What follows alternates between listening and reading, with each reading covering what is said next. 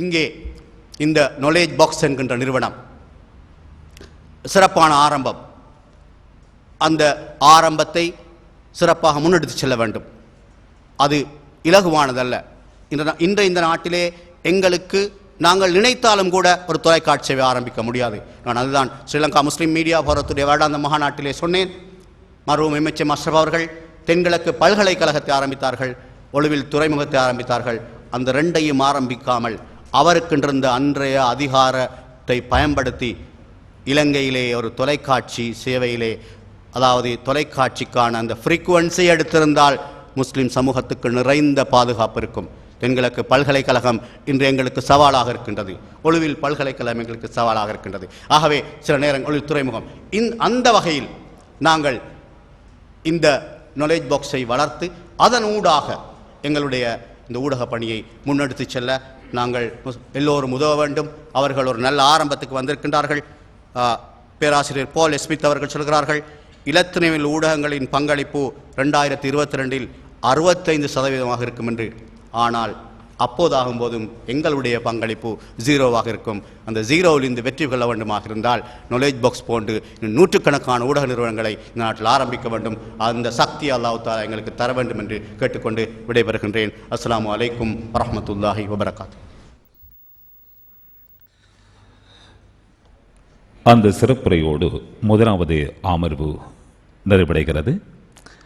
Knowledge box ஸ்தாபனம் உத்தியோகபூர்வமாக ஆரம்பித்து வைக்கப்பட்ட நிகழ்வு இடம்பெற்றதை தொடர்ந்து இரண்டாவது அமர்வாக அசேக் ஏசி அகார் முகமது அவருடைய தலைமையிலேயே அடுத்த அமர்வும் ஆரம்பமாகிறது. அதுதான் வரி வடிவங்கள் ஊடாக தன்னுடைய பணியை தொட்டு தொடர்வதற்கு களம் அமைக்கின்ற ஒரு பணிதான் நூல்கள்.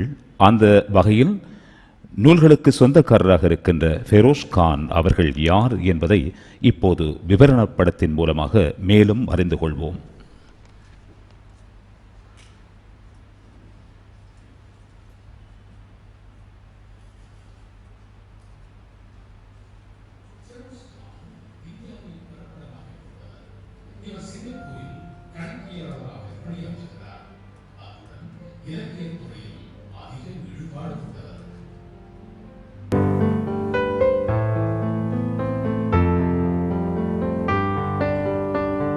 இவருடைய நூல்களிலே என்னை பொறுத்தவரையில் தாவாவின் பன்முகங்கள் என்ற தலைப்பிலே அவர் எழுதியிருக்கிற நூல் மிகவும் முக்கியத்துவம் வாய்ந்தது. தாவா களத்திலே அவருடைய சொந்த அனுபவங்களை அவர் எங்களோடு பகிர்ந்து கொள்கிறார். அந்த நூலை வாசிக்கின்ற ஒருவர் உண்மையில் தான் ஒரு தாயாக மாற வேண்டும் என்ற உணர்வை பெறுவார். தாவாவுடைய களம் எவ்வளவு விரிந்தது, பறந்தது, இவ்வாறு இஸ்லாத்துடைய அழைப்பை எந்த ஒரு சந்தர்ப்பத்திலும், எந்த ஒரு கட்டத்திலும், எந்த ஒரு நிலையிலும் இலகுவாக முன்வைக்கலாம் என்பதை உணர்ந்து கொள்வதற்கு நிச்சயமாக இந்த நூல் துணை புரியும் என்று நான் உறுதியாக நம்புகின்றேன்.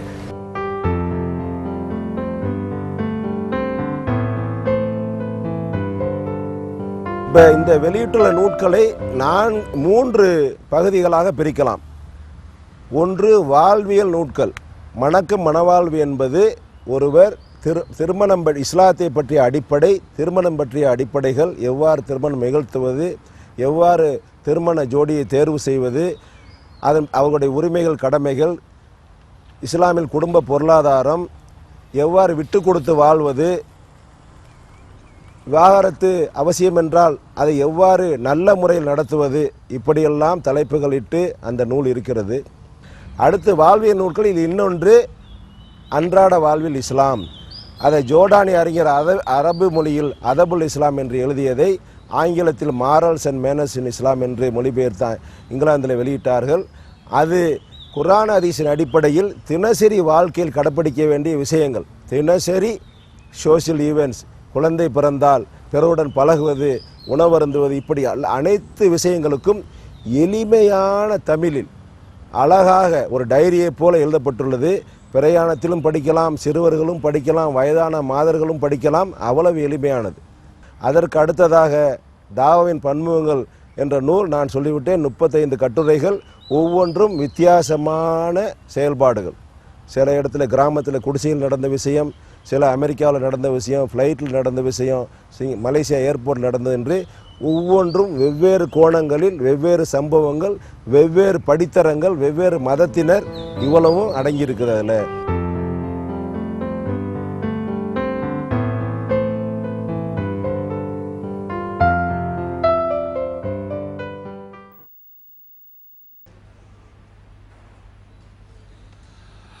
இரண்டாவது அமர்விலே ஆடிட்டர் ஃபெரோஸ் கான் அவர்களுடைய நூல் பல அறிமுகம் செய்து வைக்கப்படும் நிகழ்வுக்கு தலைமை தாங்கும் ஜாமியா நலிமியா கலாபீடத்தின் பிரதி பணிப்பாளர் நொனேட் பாக்ஸ் ஸ்தாபனத்தின் பணிப்பாளர்களில் ஒருவரான அஷேக் ஏசி அகார் முகமது அவர்கள், அல்ஹாஜ் ஏசி அகார்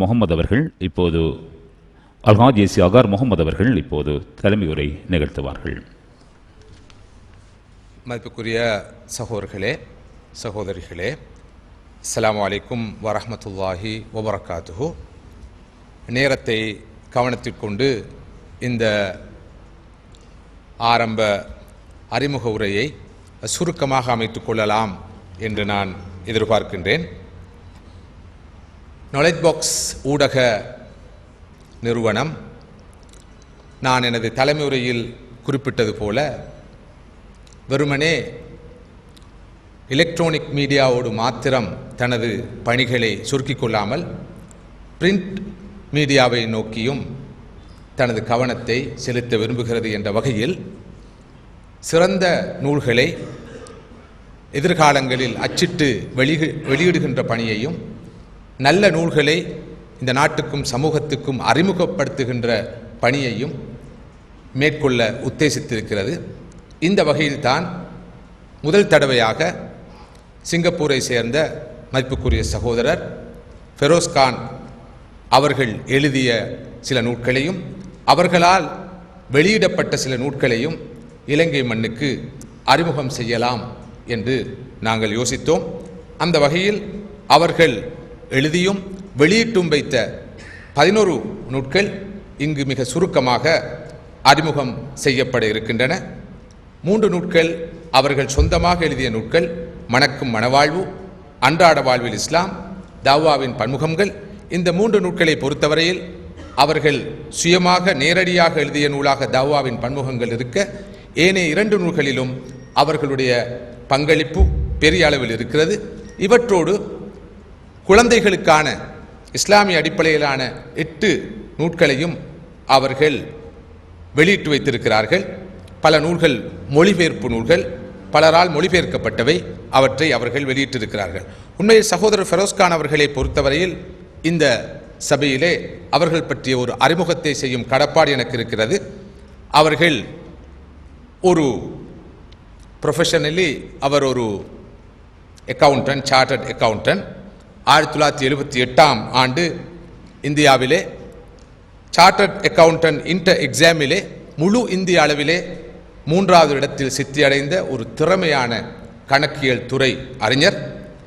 வெறுமனே ஒரு ப்ரொஃபஷனலாக மாத்திரம் இல்லாமல் அவர் ஒரு புத்திஜீவியாக விளங்குகிறார். பல்வேறு பயிற்சி நெறிகளில் கலந்து கொண்டு தனது பொது அறிவையும் இஸ்லாமிய அறிவையும் அவர் கடந்த 3 தசாப்த காலமாக வளர்த்து வந்திருக்கிறார். ஒரு பக்கத்தில் அவர் ஒரு துறைசார் நிபுணர், மறுபக்கத்தில் ஒரு புத்திஜீவி, இன்னொரு பக்கத்தில் அவர் ஒரு கம்யூனிட்டி லீடராக, சமூக தலைமையாகவும் இருக்கிறார். சிங்கப்பூரிலே ஃபெடரேஷன் ஆஃப் இந்தியன் முஸ்லிம்ஸ் என்ற அமைப்பின் தலைவராக அவர் ஒரு காலத்தில் பணியாற்றினார். தற்போது திருவிதாங்கூடு முஸ்லிம் யூனியனுடைய தலைவராக இருக்கிறார்.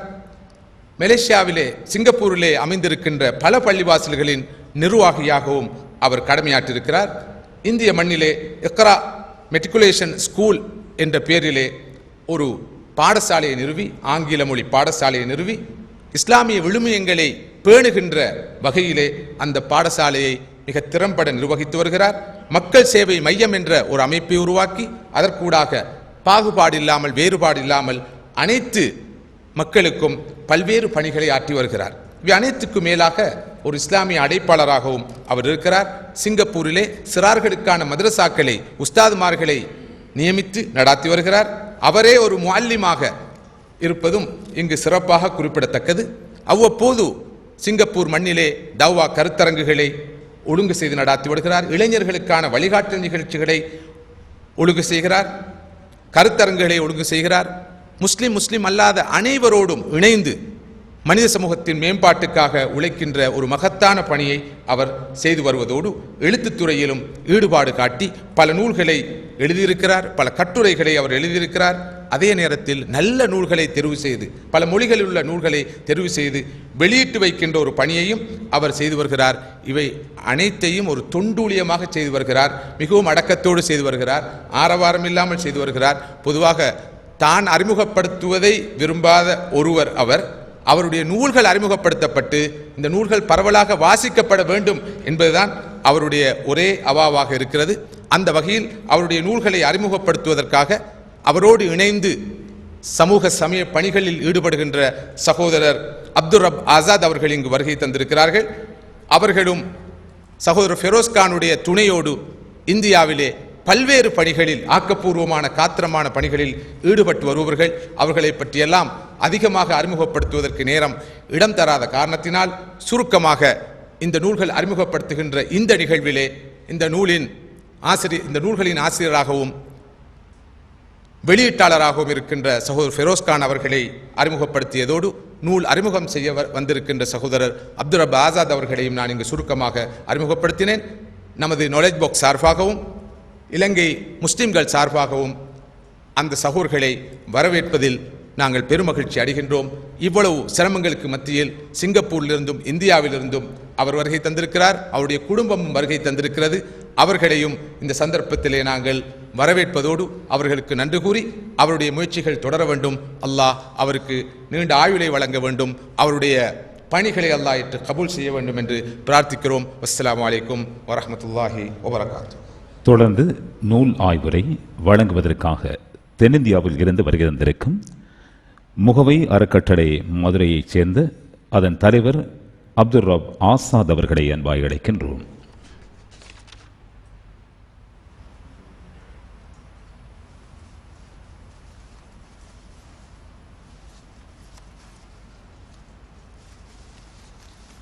அளவற்ற அருளாளனும் நிகரற்ற அன்புடையனுமாகிய எல்லாம் வல்ல ஏக இறைவனின் திருநாமத்தால் ஆரம்பம் செய்கின்றேன். இப்பிரபஞ்சத்தை படைத்து பரிபாலிக்கின்ற ஏக இறைவனுடைய சாந்தியும் கருணையும் நாம் அனைவர் மீது உண்டாவதாக என பிரார்த்தனை செய்தவனாக,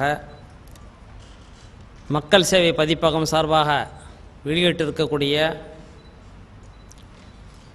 நூல்களை அறிமுகம் செய்யும் பொறுப்பு என் மீது சுமத்தப்பட்டிருக்கிறது. இத்தகைய கடப்பாடை நிறைவேற்றுவதற்காக இறைவன் உதவி செய்வானாக என பிரார்த்தனை செய்தவனாக என்னுடைய உரையை ஆரம்பம் செய்கின்றேன். இந்த நூல் அறிமுகத்தினுடைய நோக்கம் வியாபார நோக்கம் அல்ல. இந்த நூலை விற்பனை செய்ய வேண்டும் என்ற நோக்கத்துடன் இது அறிமுகம் செய்யப்படவில்லை. இந்த நூலில் உள்ள கருத்துக்கள் முஸ்லீம் அல்லாத சகோதரர்களிடம் சென்றடைய வேண்டும். அவர்கள் இதை படித்து அதை வாழ்விலே நடைமுறைப்படுத்தி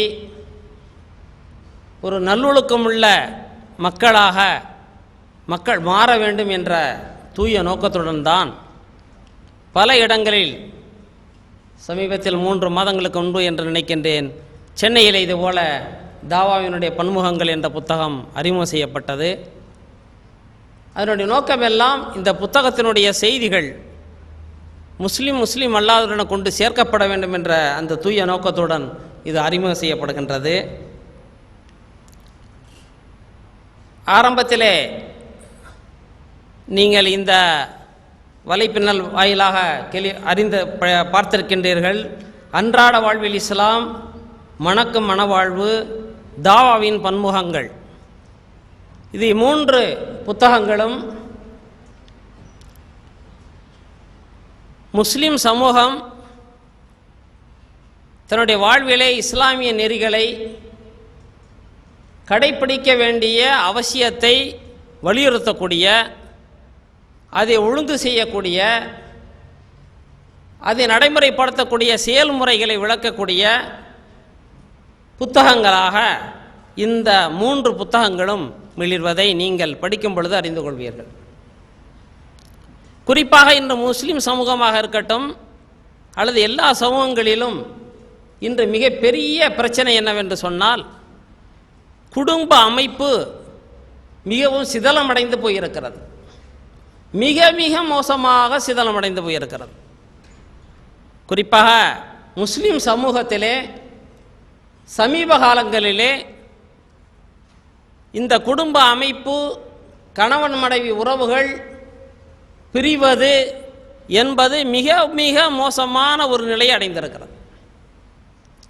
மதுரையிலே மஹபூபாளையம் என்ற அந்த பெரிய மொஹல்லாவிலே இதுபோல ஒரு பஞ்சாயத்து குழுவினுடைய பொறுப்பாளராக இருந்திருக்கின்றேன். அப்பொழுதெல்லாம் வந்த செய்திகளை நாம் பார்த்தோம் என்று சொன்னால், இந்த சமூகம் எந்த திசையை நோக்கி போய்கொண்டிருக்கிறது, எவ்வளவு பேரழிவை நோக்கி போய்கொண்டிருக்கிறது, எவ்வளவு சிதலமடைந்த சமூகத்திற்கு முன்மாதிரியை சமைக்க வேண்டிய சமூகம், சமுதாயத்திற்கு எதிரான ஒரு முன்மாதிரியை இந்த உலகத்திற்கு முன்னால் அது நிலைநிறுத்தி கொண்டிருக்கிறது என்ற ஒரு சோககரமான விஷயங்களை எல்லாம் நானும் அறிந்திருக்கின்றேன், நீங்களும் அறிந்திருப்பீர்கள். அதற்கு காரணம் இவ்வாறெல்லாம் போய்விட்டதே, இவ்வாறெல்லாம் குடும்பம் பிரிந்து போகிறதே, தலாக்குகள் அதிகமாக ஆகிக்கொண்டிருக்கிறதே, முஸ்லிம் குடும்பங்கள் சிதலமடைந்து விட்டனவே என்று சொல்வதை விட, அந்த சமூகத்திற்கு குர்ஆன் ஹதீஸினுடைய அடிப்படையிலே ஒரு வழிகாட்டுதலை செய்ய வேண்டும். இப்படித்தான் உங்களுடைய மனைவியை தேர்வு செய்ய வேண்டும், கணவனை தேர்வு செய்ய வேண்டும். அதற்கு முன்னால் என்னென்ன, திருமணத்திற்கு முன்னால் எத்தகைய முறைகளை கடைபிடிக்க வேண்டும், திருமணத்திற்கு பின்பும் எவ்வாறு நடந்து கொள்ள வேண்டும் என்பது சம்பந்தமான மிக அருமையான, நடைமுறை சாத்தியமான, பின்பற்றத்தக்க கருத்துக்களை கொண்ட அந்த மணக்கும் மனவாழ்வு என்ற புத்தகம் நாம் அனைவரும் படிக்க வேண்டும் என்பது மட்டுமல்ல, அதே அந்தந்த ஏரியாக்களிலே, பஞ்சாயத்து, நமது ஜமாத்துகளிலே அதை ஒரு கவுன்சிலிங் சென்டர் என்ற ஒரு சென்டரை வைத்து இதை பற்றிய விஷயங்களை நாம் திருமணத்திற்கு முன்பு இருக்கக்கூடிய நம்மளுடைய சகோதர சகோதரிகளை அழைத்து இந்த புத்தகத்தினுடைய கருத்துக்களை அவர்களுக்கு தெளிவுபடுத்த வேண்டும். அதுபோல குடும்ப விவகாரங்கள் நமக்கு முன்னால் வரும்பொழுது இதுபோல கவுன்சிலிங் சென்டர் என்ற அமைப்பிலே வைத்து ஒரு பஞ்சாயத்து பண்ணக்கூடிய ஒரு விஷயமாக இல்லாமல் கவுன்சிலிங் செய்யக்கூடிய ஒரு விஷயமாக இதை மாற்றுவதற்கு இந்த மணக்கும் மனவாழ்வு என்ற புத்தகம் உங்களுக்கு துணை செய்யும். அடுத்து குழந்தைகளுக்காக 8 புத்தகங்களை மொழிபெயர்த்து வெளியிட்டிருக்கிறார்கள். என்றால் இன்று சிறார்கள், குழந்தைகள்,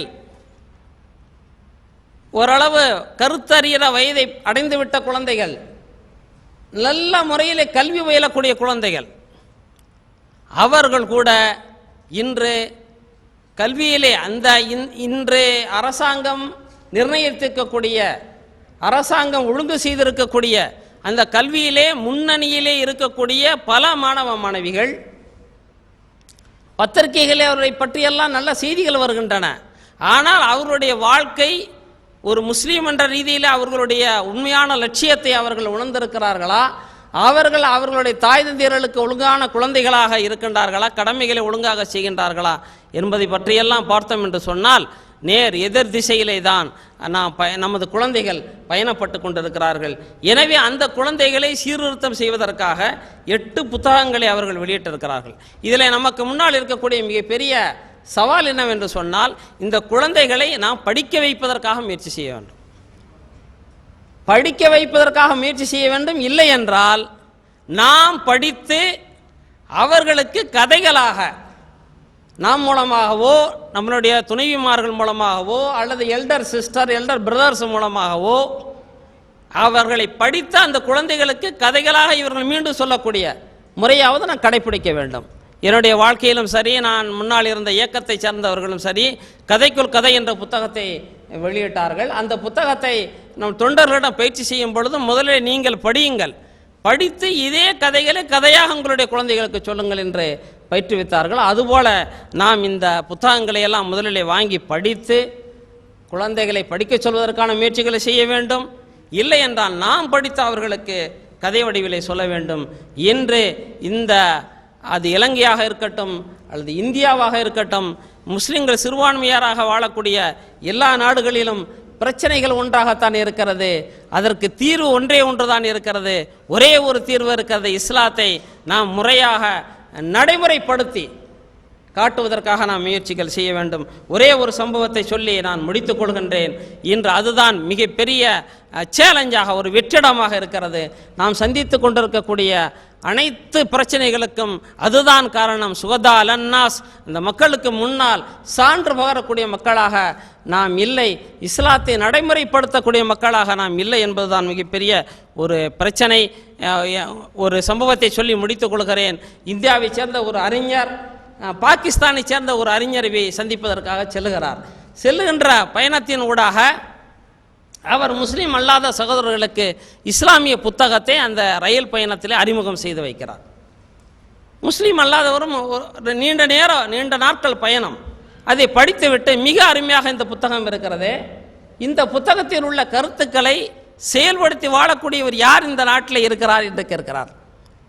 அந்த அறிஞரை, பாகிஸ்தானில் உள்ள அறிஞரை சந்திக்க சென்றவர் பதிலீதும் சொல்லாமல் சென்றுவிட்டு அந்த பாகிஸ்தானில் உள்ள அறிஞரை சந்தித்துவிட்டு அவர் நடந்த விவரங்களை கூறுகிறார்.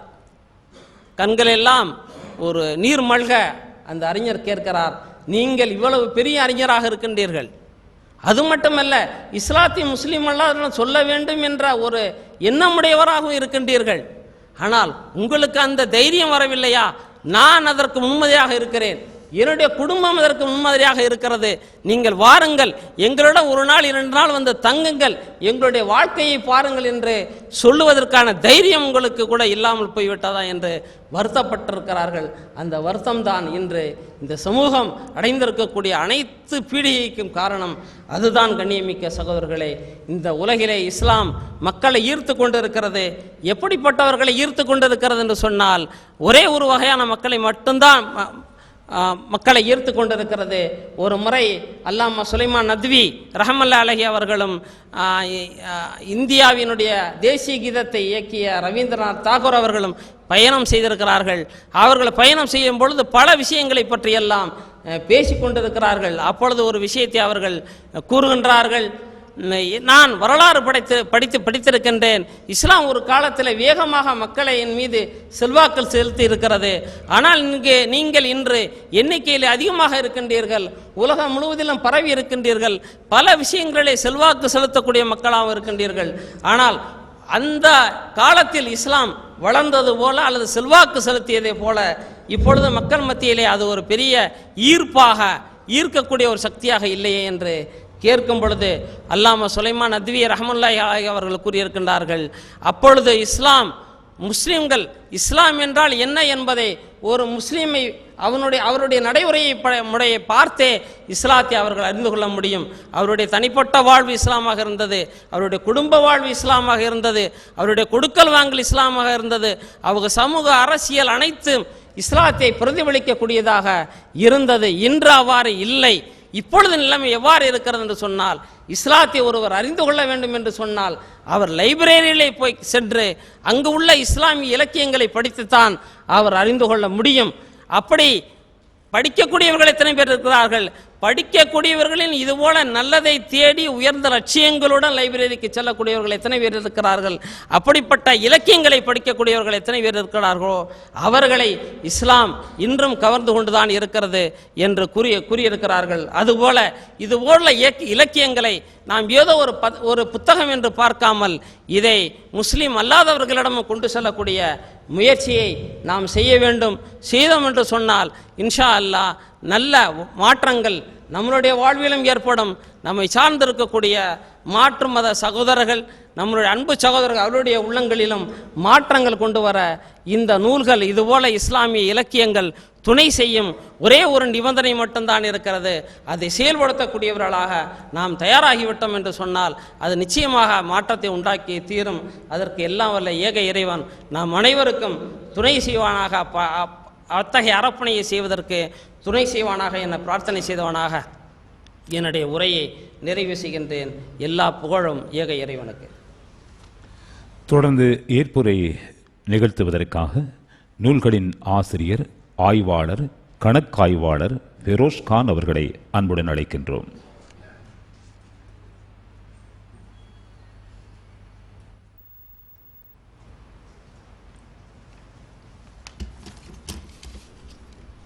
பிஸ்மில்லாஹிர் ரஹ்மானிர் ரஹீம். எல்லாம் வல்ல அல்லாஹ்வில் நல்லடியார்களே, அஸ்ஸலாமு அலைக்கும் ரஹ்மத்துல்லாஹி தஆலா பரக்காத். ஆரம்பத்திலிருந்தே இந்த ப்ரோக்ராம் கொஞ்சம் இறுக்கமாகவே போயிட்டுருக்குது. ஷேக்காக அவருடைய பாடி லாங்குவேஜையும் காணும், கொஞ்சம் இடையில் அர்த்தமுள்ள ஒரு ஹாஸ்யமும் இருக்கும், அது பொருத்தமாகவும் இருக்கும், அதையும் காணும். தொடர்ந்து தாகா எனக்கூடிய அமெரிக்காவிலிருந்து இஸ்லாத்தை ஏற்று இந்த மலேசியா கிளந்தாண்டில் வாழக்கூடிய ஒரு நல்ல முஸ்லீம் மதினாவில் படித்தவங்க. அப்போ நம்ம ஒரு பிஸ்னஸ் செமினாருக்கு போயிருந்தோம் கிளந்தாண்டில். அப்போ என்கிட்ட கேட்டார் பக்கத்தில் வந்து, ஏன் உங்கள் ஆளுக்கு பூரா முகம் அப்படி இறுக்கமாக உட்காந்துருக்குறாங்க அப்படின்னு சொல்லி, ஏதாவது ஸ்பெஷல் ரீசன் இருக்காண்டு. ஏண்டா அவர் எங்கே போனாலும் கலகலப்பாக இருக்கணும், அவரும் கலகலப்பாக இருக்கணும், அந்த இடத்தையும் கலகலப்பாக்கணும். இப்படி எங்கே பார்த்தாலும் முகமது அப்து அவர்கள் சொன்ன மாதிரி, I saw Islam in the west but no Muslims, I see Muslims in the east but no Islam. இந்த கதையாக தான் பல இடங்களில் பல விஷயங்கள் இருக்குது. பிறர்கிட்ட இருந்து பல இடங்களில் அவர்கள் நமக்கு கிளுகிழப்பை ஏற்படுத்துகிறாங்க. ஆங்காங்கே போகும்போது, என் மனைவி மக்களோட போகும்போது ஒரு படம் எடுத்துக்கலான்னு சுற்றி பார்த்துக்கிட்டு இருந்தோம்.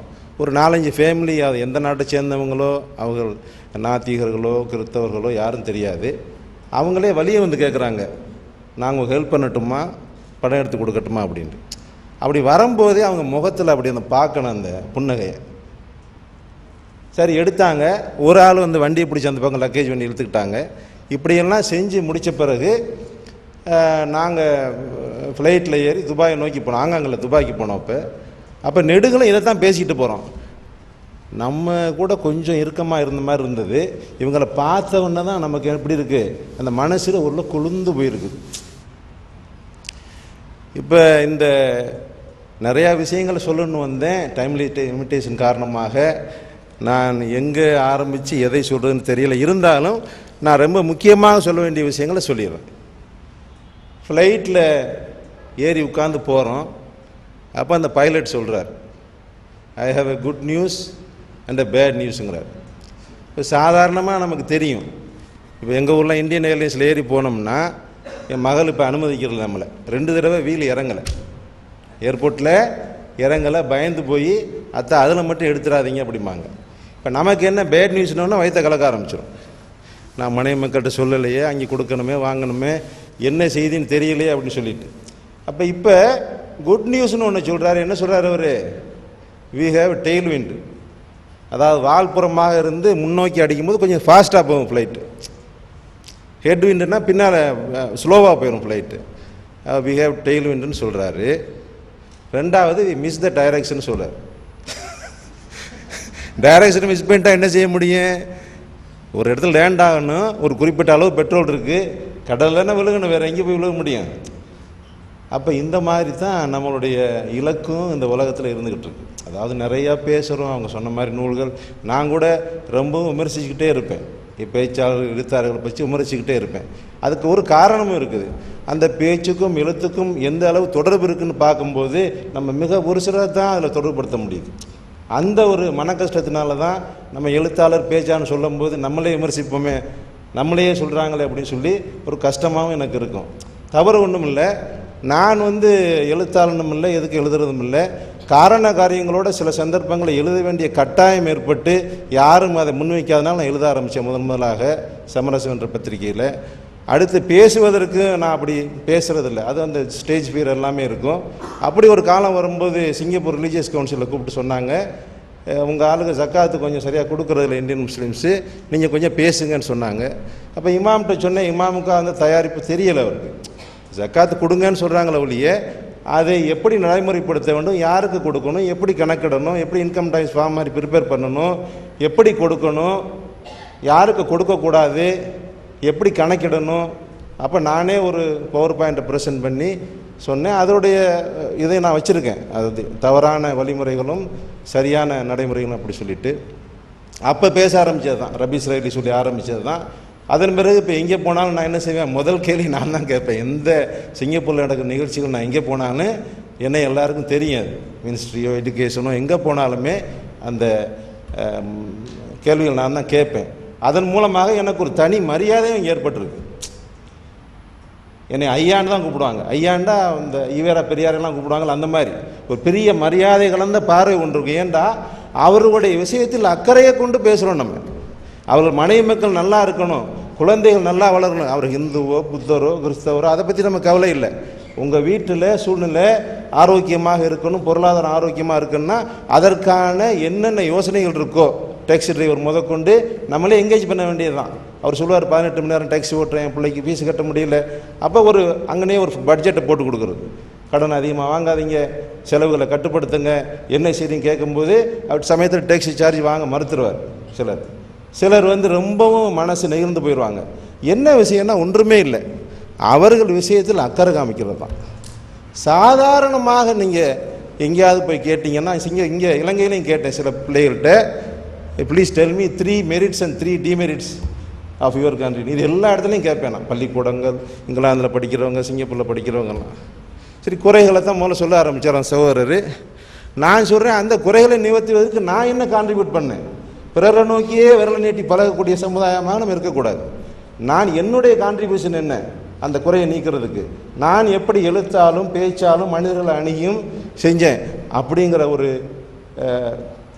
நிலைமை நம்மகிட்ட இல்லை. அடுத்ததாக இன்னொன்று, இந்த நூல்களெல்லாம் பிரயோஜனமானது தான், நான் அதெல்லாம் குறை சொல்லலை.